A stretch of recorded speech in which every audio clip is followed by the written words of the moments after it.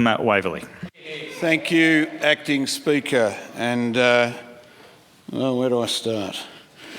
I grieve also for the state of our opposition, but only so much so because my parents are lifelong Conservative Member for voters. Sandringham. Thanks, Speaker. In relation to Standing Order number 110 relating to irrelevant material or tedious repetition, I note that this is the fourth government speaker who has grieved for the same subject matter, being the Liberal Party or the state opposition, and I'd ask you to pay close attention to the contribution of the member as Thank you. There is no point of order. Thank you for your advice. The member will sit down. Member for Mount Waverley.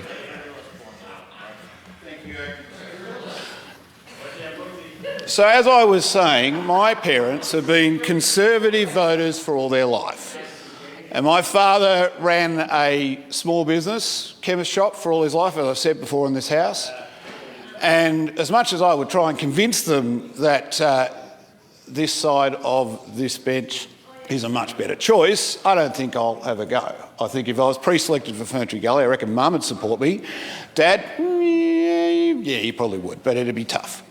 Now, I grieve for them because the state of debate that we have seen, and I agree with the member for Eltham, the state of debate that we have seen over the last number of years has declined. And it's declined to what is almost a tribal Carlton versus Collingwood, Victoria Park 1975 stoush. Right? And well, I'm not going to choose Carlton or Collingwood. I think me and the member Evelyn were both Hawthorn supporters, and we won't get into that. So, what can we do about this?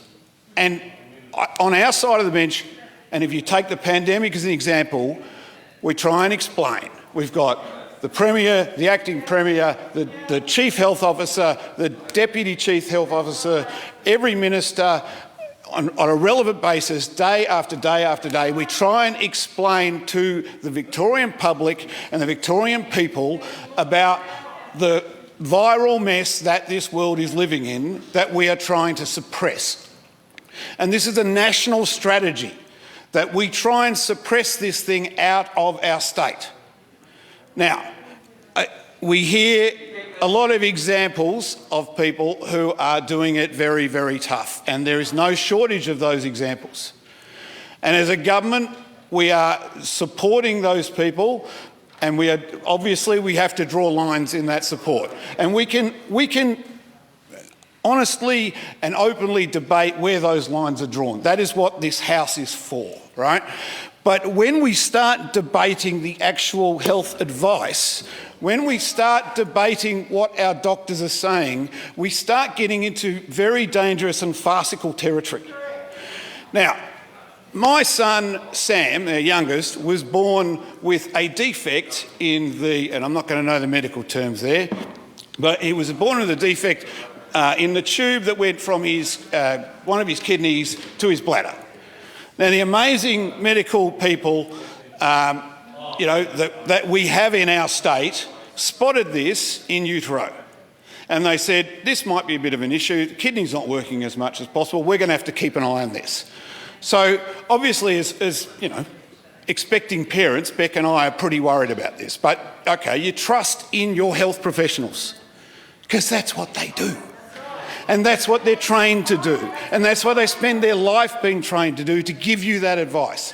So we said, what do? We said, nothing yet. We wait till Sam's born. It might clear up, it might not. Well, sure enough, Sam was born, and as the x-rays or whatever it was showed, he had a kink in this tube.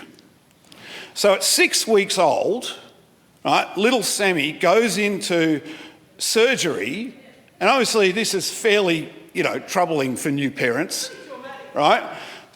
But again, you trust the health advice. Now, I'll give a shout out to Dr. Kimber out there, who does, when we talked to him, we said, this is really scary. He goes, look, I do 2 or 3 a day.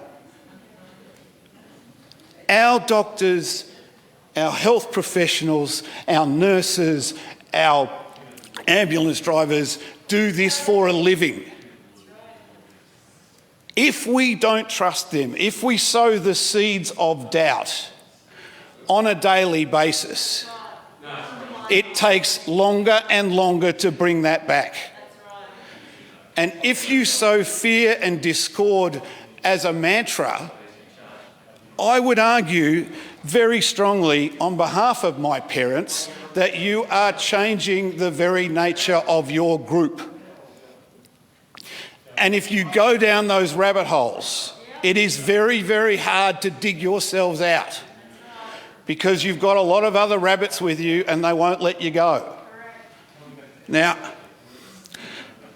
to make my point on this,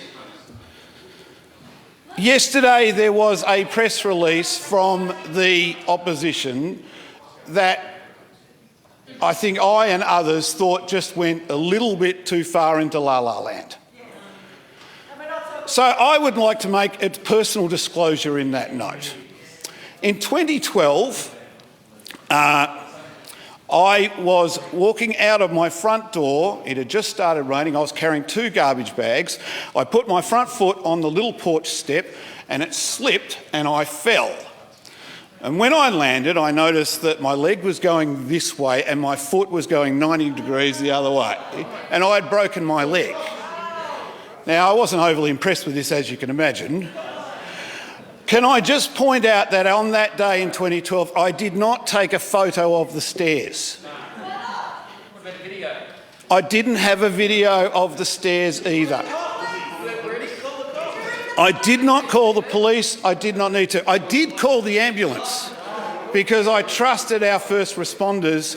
And can I just say also that today is First Responder Day, and a huge shout out to all of our first responders.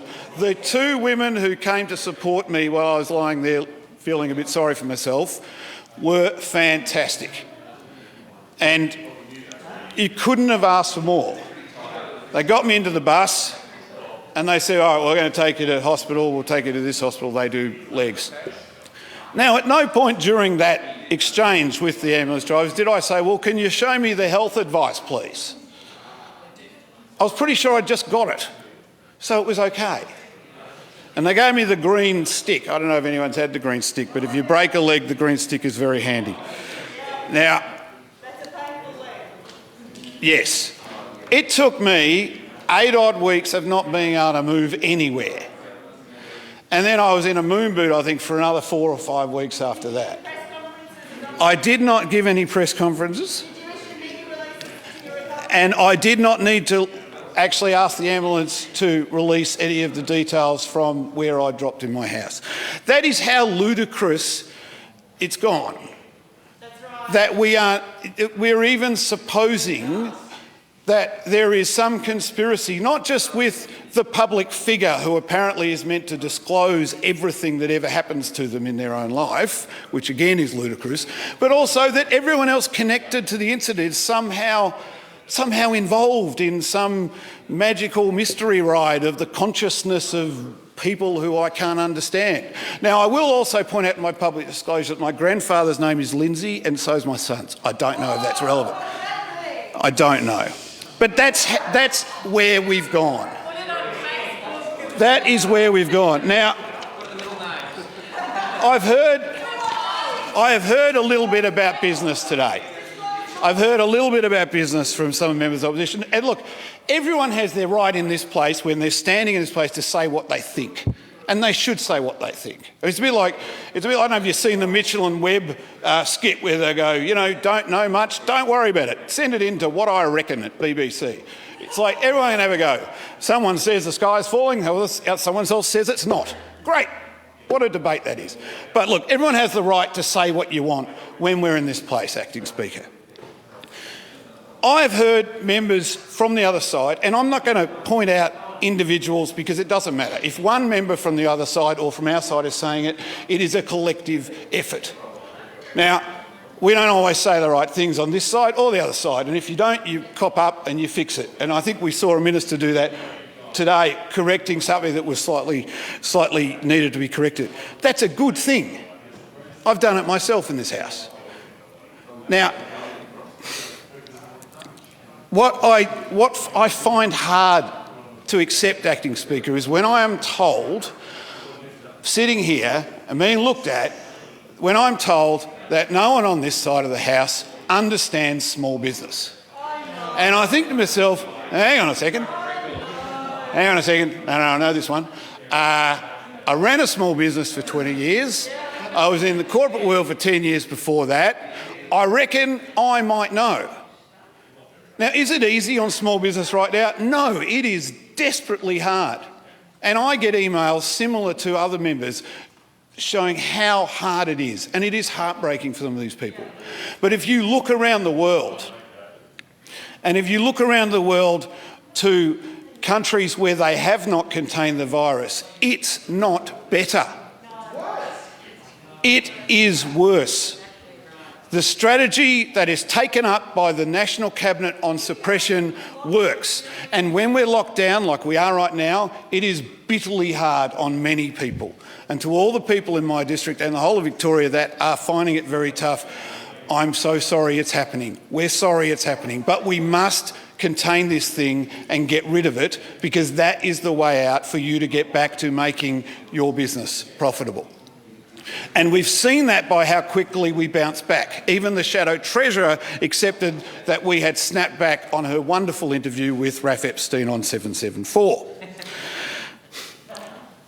We understand, but you have to draw the line somewhere. And I just want to point out, and I'm just looking for something quickly here. So we hear a lot that that our brothers and sisters to the north in New South Wales are the gold standard on all things, and fair enough. So what did they do with the Northern Beaches? What was their business support? Well, it was a $3,000 grant for the 3 weeks, I believe. And we've heard a lot today about the cap of $75,000 being in our structures. Well, if I look through the list of the eligibility on the New South Wales grant for the Northern Beaches lockdown, have an annual turnover of more than $75,000. It's the same. And this is part of what happens with the debate, where you're just arguing against everything and for the thing that you think is better, even though there might be similarities. You just skip those. And that's fine. You're trying to make your point, and you've got every right to make your point. But if your point doesn't make sense, people will wake up to it. Now, the Leader of the Opposition has a thankless job. And it doesn't matter if you're federal or state or whatever. I have sympathy for the person who's in opposition during a pandemic. Not a whole heap of sympathy, but, you know, a little bit. But the conduct of a person who is potentially putting themselves up to be leader of this state should be one that is equivalent to being leader of this state. And I personally don't believe this is what we're seeing. And I think recent events in the opposition would say that there might be a few others who think that too. Now, that's for you guys, not for me, and good luck. But well, guys and girls, it's just a collective. Member for Kew, sorry I had to explain that to you. Look, in closing, if I think about the many people in the same situation as my parents, who are lifelong Conservative voters, I see them looking at Sky, Murdoch, the debate coming from the opposition, and I see them getting sad and angry and dispirited. So I think we will continue to try and explain. We will continue to try and help, and we'll do our best. But what we end up with is the simple fact that you can't be Liberal with Victorians. Order. The question is that grievances